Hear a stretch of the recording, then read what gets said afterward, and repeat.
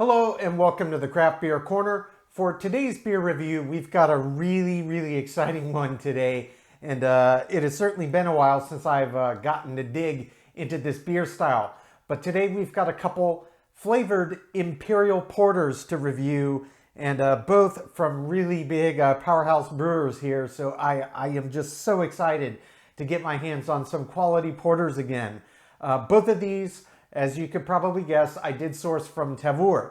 I'm telling you, if you haven't checked it out yet, do yourself the favor, check out Tavour. Check out their website on your computer, or you can check it out via the App Store, both for Apple and Android system, and see what they're all about.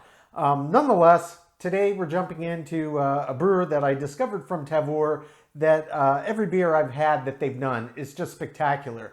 So number one is Adroit Theory. This is called Black Celebration. It's an Imperial Porter, clocks in at 9.99% ABV. They were quite specific. This one's been brewed with blackstrap maple syrup and black lava salt. They are based in Purcellville, Virginia.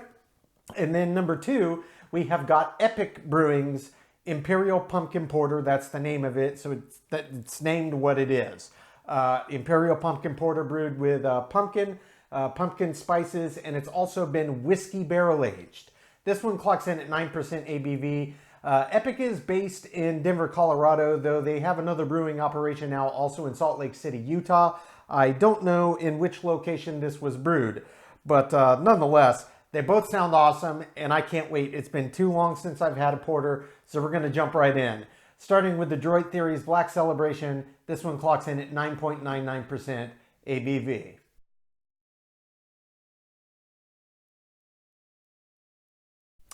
Okay, so jumping right in with the first Imperial Porter of today's review, we have got Adroit Theory's Black Celebration.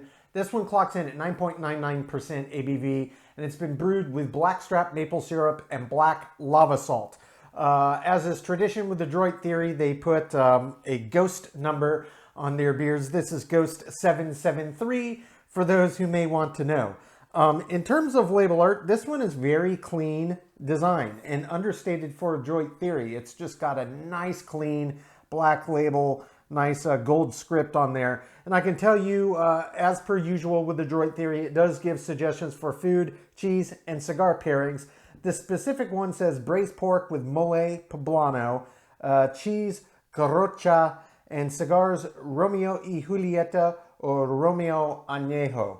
So they give you plenty of suggestions, and I can also tell you that there's a little I don't even know if you would call it a blurb or a poem or an ode to what this beer is all about, but it's several paragraphs long. I did read it. It kind of gets you in the mood to just want to crack this thing and get it going.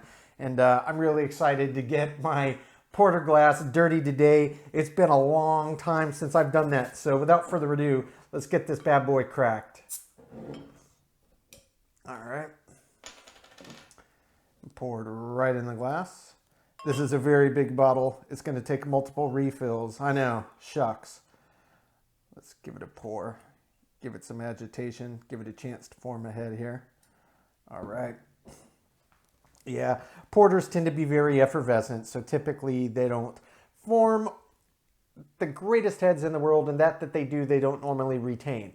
I can tell you this is very much a textbook Imperial Porter. It is absolutely pitch black, just as an Imperial Stout would be. The head, actually, it's going to probably keep just a little bit of a pad, but it looks very nice. I can tell you, this does have quite a pronounced aroma. I can smell it from here before I even get up over the glass. I can smell that blackstrap maple syrup. It really smells great. Let's go ahead, get closer, give it a sniff. Oh, yeah. Oh, yeah. Oh, man. That smells fantastic. That blackstrap maple syrup really comes through quite clearly, and it does have this little bit of a boozy aroma to it. I mean, this is almost a 10% Imperial Porter. I'm not surprised by that, and I don't think it's a bad thing. If it comes through in the flavor too, I don't think it's a bad thing. I like a little kick of that when you're drinking a high ABV beer, as you know. Lets you know you're drinking something with substance. But smells great, looks great. Let's jump right in.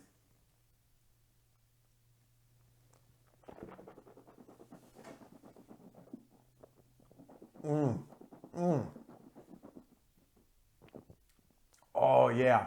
Oh, boy. Oh, that's a big porter. Oh, man. Oh, and that malt bill. Ooh, boy, this is a good one, folks. This is a very, very good one indeed. Man, that's good beer. Okay, so you first get it in your mouth. The first thing that hits you is that kind of blackstrap maple syrup sweetness. It's not a sweet beer, but it imparts this sensation of sweet. There's no lactose in there, but the flavor triggers in the brain, oh, maple syrup. So you get like that trigger sensation, and it's really on these high ABV beers where that's the case, where there's a little bit of that boozy back, that kind of booze back sensation you get up front in tandem with an ingredient that your brain associates with sweet, typically does for a few seconds, makes it taste sweet to you, even though it's not sweet. It's not a sweet beer. It's very rich, very, very dark. The malt bill comes through quite clearly. And this is one of those porters that they got the malt bill right. Sometimes they can have this weird, funky kind of cross between a prune or a raisin flavor about them, or kind of like off chocolate. I'm not a big fan of porters with that flavor in the malt bill, and it's very, very common. This one, they went with very deep, deeply roasted malts. Very deeply roasted. Tastes like super rich dark chocolate malts and anything else that's really, really high on the Lovabond scale. Just the darker, the darker. I mean, this is pitch black. It's got some very, very dark malts in high concentration, and they got it right. It just makes this almost smoky, char-like quality to it, and rich, rich, rich cocoa, like pure cocoa, pure chocolate. No hint of sugar or milk mixed in, just pure chocolate cocoa. It tastes great. I'm going to jump in for another dive for body and mouthfeel and think on this flavor development.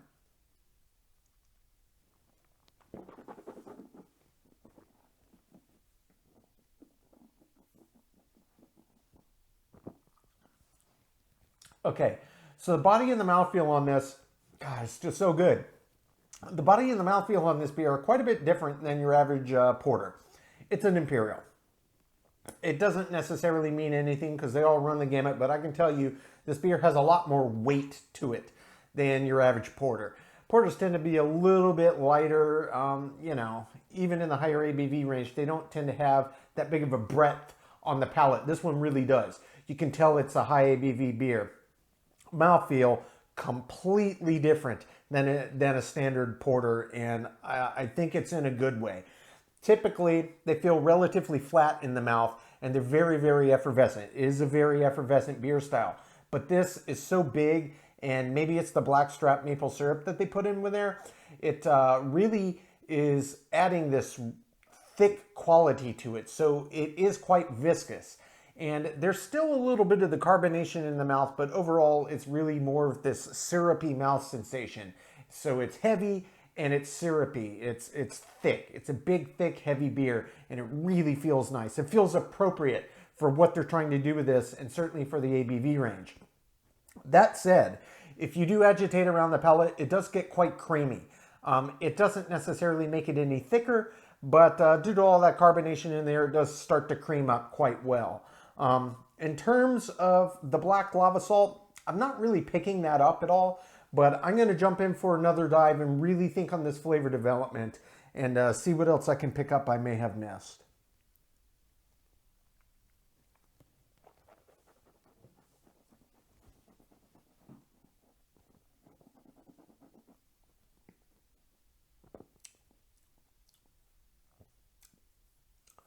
Okay, so the salt character does come through, and it's very much in the background. You have to be thinking actively about it to detect it, but it is detectable up front and all the way through the flavor. It's just the malt is so rich, and that blackstrap maple syrup is so rich that it just draws your attention to those flavor profiles before it does the salt, but it definitely comes through. They didn't use a heavy hand. It's a subtle addition. It adds a little hardiness to it. I wouldn't say it adds a briny quality. It's not like a Goza-like brine, but it's more like, yeah, let's just put some salt in there and balance out and give another interesting ingredient to go with this richness. And honestly, I think it plays very well. One, it plays into their whole kind of deep, dark black kind of theme for this beer. But two, it's a really good flavor addition. And the fact that it's not super pungent in a beer style like this, a noticeably and pronounced salty flavor might be a little off-putting, especially with the blackstrap maple syrup. I don't think that overtly salty would pair well. But what it does is it pairs with the kind of boozy quality, and it cuts through that syrup nature and kind of gives this middle board between the syrup side and the really deep, dark roasted malt side. And it's really nice. I gotta tell you, I am a massive fan of how they balance this. Every ingredient that they took the time to put in here has its own voice. And the ratios that they used, I think they nailed it. I'm not saying this beer wouldn't be stellar if they used a different ratio of ingredients, but for what I'm experiencing, I am absolutely loving the balance of this beer. I'm going to jump in one more time for final thoughts and finish.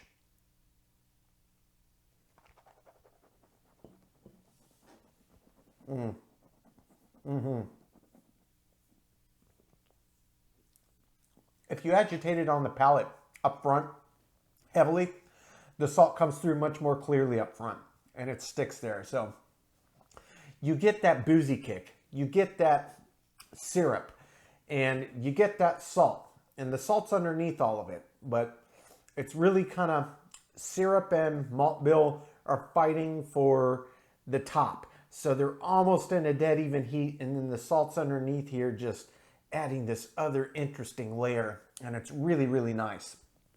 And the peak intensity comes on very quick. It's up front in the first couple of seconds, and then it backs off pretty quickly there within another couple of seconds. But the finish on it is very long. So it's got a quick up, a very quick down, and then it just kind of plateaus and holds. And it's very, very long.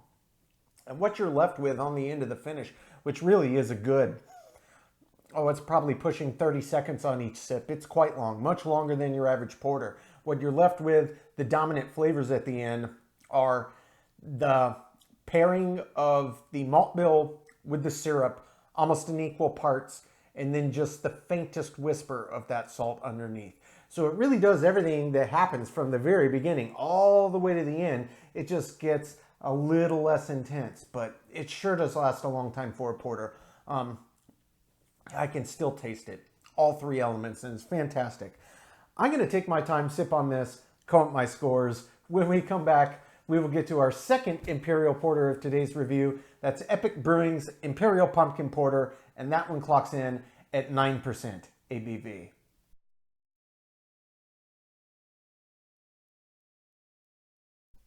Okay, jumping into the second beer of today's Imperial Porter review, we have got Epic Brewing Company's Imperial Pumpkin Porter. That's the name of it, and that's also what it is. It's an Imperial Pumpkin Porter brewed with pumpkin spices, and this one was also whiskey barrel aged. It clocks in at 9% ABV. They are based out of Denver, Colorado, though worth noting that they do have a separate brewing operation based in Salt Lake City, Utah. So this could have been brewed at either location. I don't know, it doesn't specify, just does make mention that of their second location, which I already knew.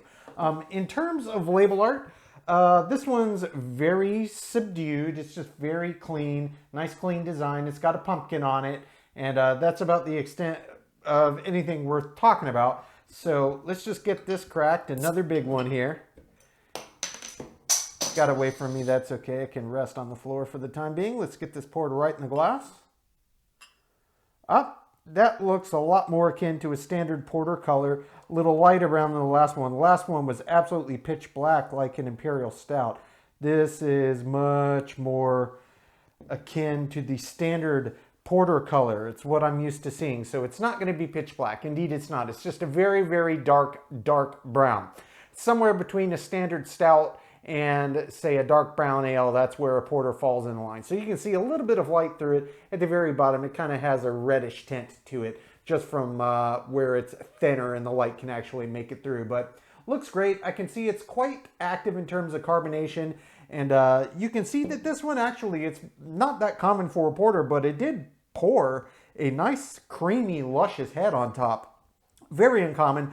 Normally it's so effervescent that it just destroys any attempt at head creation and retention on most porters, unless they're pulled from a nitro tap at a bar, which it's rare to get a porter on nitro, though I have had it and it's awesome.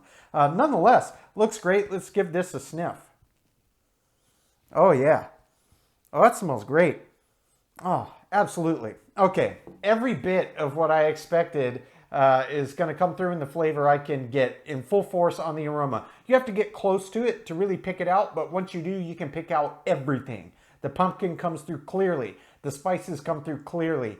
The porter malt bill comes through clearly. And that whiskey barrel aging comes through quite clearly. So every aspect of this beer I am getting on the nose, and it smells absolutely fantastic. So head's holding true, which is rare. I love it. Looks great, smells great. Let's jump right in.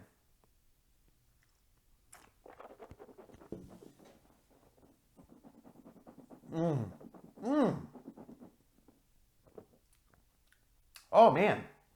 Oh, yeah, it's a big beer. Okay. Wow. Oh, that's really good. That's really, really good. Okay. I've had a lot of pumpkin spice beers in my time, but I gotta say, this is among the best, if not legitimately the best I've ever had. This whiskey barrel aging that they decided to do to this beer really brings a very magical element to the table, and I cannot begin to tell you how beautifully it pairs with a pumpkin and pumpkin flavored beer. And a porter, Imperial Porter, as the malt bone, it adds this much needed richness. You'll get pumpkin style beers in lighter brown beers. I haven't ever seen a pumpkin flavored lager, typically done with ales, but I've never had one as a porter. And especially as an Imperial, this is quite nice. I've had other Imperial styles, but porter really lends itself well to this flavor blend. So the malt bill comes through very clearly. It's not a super deep roast on this porter, as it wasn't pitch black. I already knew that going in, but I can tell you that this is one of those porters that whatever malt bill they did select is not imparting these funky, kind of off flavors. That said, the combination of spices and the pumpkin itself does lend a lot of different and interesting flavor elements. So the pumpkin comes through quite clearly. And I can definitely taste a very strong, wonderful hand of both cinnamon and nutmeg. I don't know if they used any other flavoring. I'm not picking up cloves. That's another relatively common one. Some less common, but a similar kind of flavor profile, or kind of imparting some of those licorice type notes. You could get some star anise, some cardamom pods. It really blends itself well with a pumpkin spice, especially if you use a nice big heavy hand with cinnamon and nutmeg. It pairs very well in moderation. It can overpower the other flavors very easily. I'm not really picking that up though, but I'm definitely getting the cinnamon and the nutmeg, and it's pairing with the pumpkin and this beautiful, lush, classic porter malt bill and this whiskey barrel. It just takes it to the next level. So I'm going to jump back in for body and mouthfeel here and get a gauge of that. And then I'm going to take at least one or two more sips to gauge this flavor in the finish. It's wonderful, and I really like the balance. I think they nailed that. So let's do a little more exploration.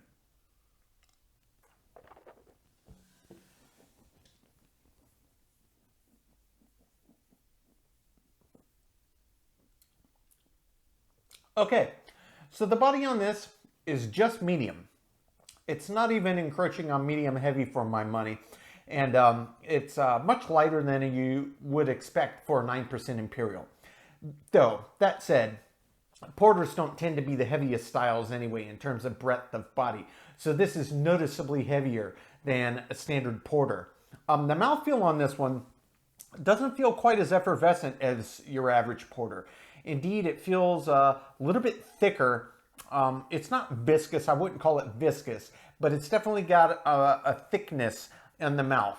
But it's notably lacking that classic effervescence. But what it does in turn is impart character traits that remind me the most of an oatmeal stout. So it's super creamy, it's super silky, and if you agitate it around the palate, it really starts to get ridiculously creamy and silky.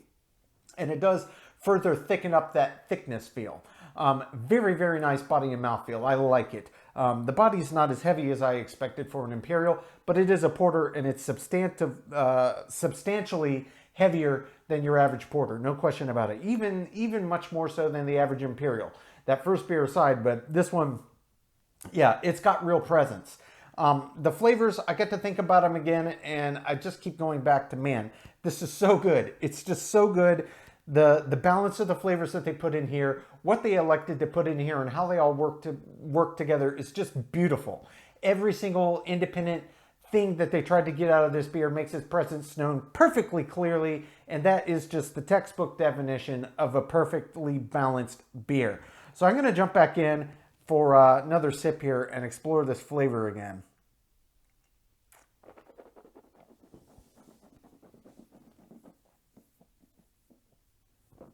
First, getting in your mouth, there's that slight malty sweetness. Then the richness of the malt bill comes through immediately, and then you're hit with wham bam combination of pumpkin, whiskey barrel aging, and then the nutmeg and cinnamon come rushing through. Those are the two main flavors that I taste in their cinnamon or pumpkin spice, cinnamon and nutmeg, and it's delicious. And that whiskey just has this nice extra added layer of flavor. It doesn't impart any booziness to it at all. It's just beautiful. It's just this wonderful whiskey back to mix with this pumpkin, that cinnamon, that nutmeg, and that malt bill. And it all just works. It just works. And the flavor intensity hits you pretty much out of the gate up front the second you swallow. And it holds there for a good probably 10 seconds before it starts to slowly dissipate. In terms of length of finish on this beer, the finish on this one is significantly longer than your average porter. And it's not just that whiskey back, but that obviously does have a very nice lingering quality to it. But I can still taste quite clearly the malt bill, the pumpkin, the cinnamon, and the nutmeg.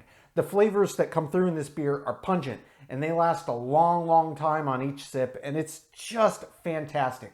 I absolutely love this beer. I'm going to take my time, sip on this, come up with my scores. When we come back, we will get both beers ranked from top to bottom.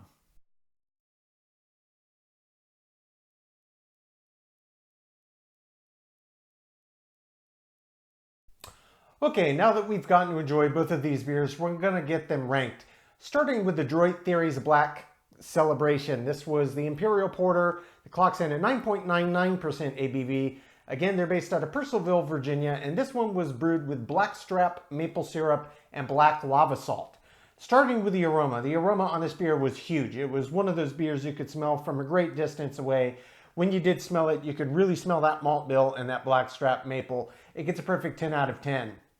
For the taste, I absolutely loved it. I really appreciated the balance of flavors that came through and the flavors themselves. It was a big, bold, deeply roasted, very intense malt bill for the porter, which you don't often get, and I absolutely loved it.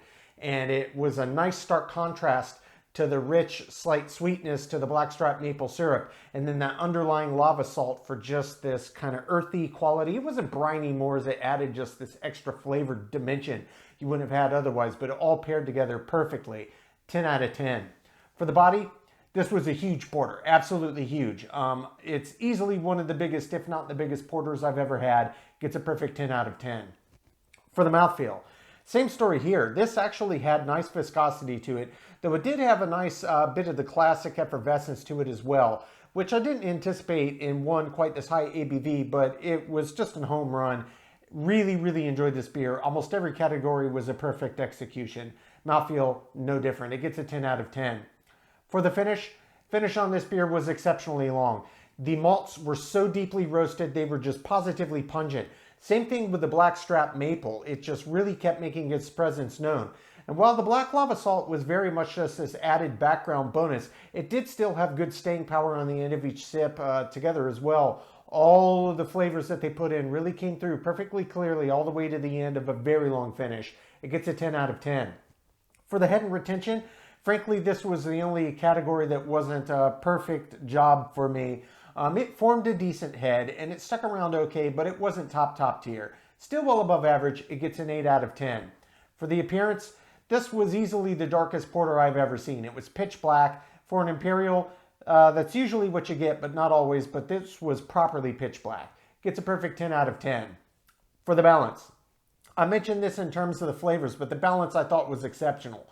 A big, bold, in-your-face, roasty malt bill. They were not shy about it. It was huge. And then the blackstrap maple had just the right amount to come in and kind of add this totally separate flavor dimension without overpowering the malt bill. And then the black lava salt, they used enough to add in that extra different flavor, but again, without overpowering anything else. I absolutely love the balance of ingredients on this. It gets a perfect 10 out of 10. Filling in the intangible. I loved it. I loved it. I'm a massive porter fan. This is one of the best ones I've ever had, bar none. It gets a perfect 10 out of 10. Finally, as an example of the style, you may already guess this just based on the prior scores, but yeah, this gets a perfect score, 10 out of 10. This is an absolute top tier porter, one of the best I've ever had, and it well deserves top marks. That brings the total score on Adroit Theory's Black Celebration to a 98 out of 100. Really, the only category it lost points was the head, and that's really nitpicking here. This is among the best porters I've ever had in my life. If you can get your hands on it, I highly, highly recommend it. It's just a home run of a porter. Moving on to beer number 2. Epic Brewing Company's Imperial Pumpkin Porter. It's exactly what its namesake. It's an Imperial Pumpkin Porter brewed with pumpkin spices, and then was whiskey barrel aged. This one's slightly lower ABV at 9%. They're based out of Denver, Colorado, but they do have a Salt Lake City, Utah brewing op. It could have been brewed at either. I'm not really sure, it didn't specify. Nonetheless, starting with the aroma. The aroma on this beer was very nice. It was classic pumpkin beer and classic porter and classic whiskey barrel aged beer all rolled into one. You could smell all of the different parts that they were playing and the ingredients they put in, and it was pretty pronounced. It was above average, but it was not top tier. It gets a 7 out of 10. For the taste, this was just another fantastic porter. These two were absolute winners. The pumpkin was perfect balance, perfect flavor in intensity. Same thing with the pumpkin spices, and the same thing with the whiskey barrel. All of it played in beautiful harmony, and you could still pick up that classic porter malt bill behind it. I loved it. Gets a 10 out of 10. For the body, this was a very big body on a porter. It was not as large as on the prior, though we're not directly comparing these two beers against one another. It was very, very, very well above average for an Imperial Porter, certainly comparative to a standard as well, but just a little shy of most of the Imperial Porters that I've had. It gets a 9 out of 10. For the mouthfeel. Mouthfeel on this was excellent. This was, again, it was an interesting cross. It beared elements of a classic porter, so there was that effervescence, but overall, it was more a story of just how much thickness it had to the mouthfeel, which you don't normally get with this style, but in an Imperial, it was nice. And it did get quite lush and creamy and silky when you agitated it. I really love the mouthfeel on this beer. It gets a perfect 10 out of 10. For the finish, just as with the first beer, it was immensely long on each sip. The malt bill, the pumpkin spices, and that whiskey barrel all played their part. They all came through perfectly clearly, and they lasted all the way to the end of a very long finish. It gets a perfect 10 out of 10. Head and retention, this one was a slam dunk. This poured one of the best heads I've ever seen on a porter that wasn't poured off a tap at a bar. It gets a perfect 10 out of 10. For the appearance, this beer was nice. It was very dark, though it wasn't pitch black. Again, it's a porter, it's not a stout. It's not really common for them to be that pitch black, but at a 9% Imperial, I expected it to be a bit darker in hue than came through. I only docked 1 point here, though. It gets a 9 out of 10. For the balance, just as with the first beer, I thought that the balance on this one was just superb. The pumpkin, the malt bill, the pumpkin spices they put in, and the whiskey barrel were all beautifully balanced to where you could pick out all the independent parts that went into making the beer what it was. Just a home run. Perfect 10 out of 10. Feeling in the intangible, I love this beer. I love them both, and both distinctly different, but they both were just executed so beautifully and were so well thought out and put together. It was an absolute joy. This gets a perfect 10 out of 10. Finally, as an example of the style, yet again, this is just one of the best Imperial Porters I've ever had. Certainly a fantastic porter. As an Imperial, it was fantastic. The balance of the ingredients, the bill that they put together to go into this beer, and just the way that they brought all of the independent parts together and let them have their own voice. It was just absolutely fantastic. I loved every bit of it. It gets a perfect 10 out of 10. That brings the total score on Epic Brewing's Imperial Pumpkin Porter to a 95 out of 100. So two well well above average. These are positively top tier Imperial Porter beer offerings, and only 3 points between them, a 98 and a 95. You cannot go wrong with either beer. They're both distinctly different. This is very much for a dark, richer fan. This is for a pumpkin spice fan that also likes Imperial Porters. They were both home runs. Folks, that's today's review. As always, I do sincerely appreciate you tuning in today. Please don't forget to like, comment, and subscribe. And if you want to stay in the loop when our videos go live to YouTube, you just click the notification bell icon. It's right next to the subscribe button. Until next time, keep it beer, keep it craft. We'll see you on the next one. Cheers.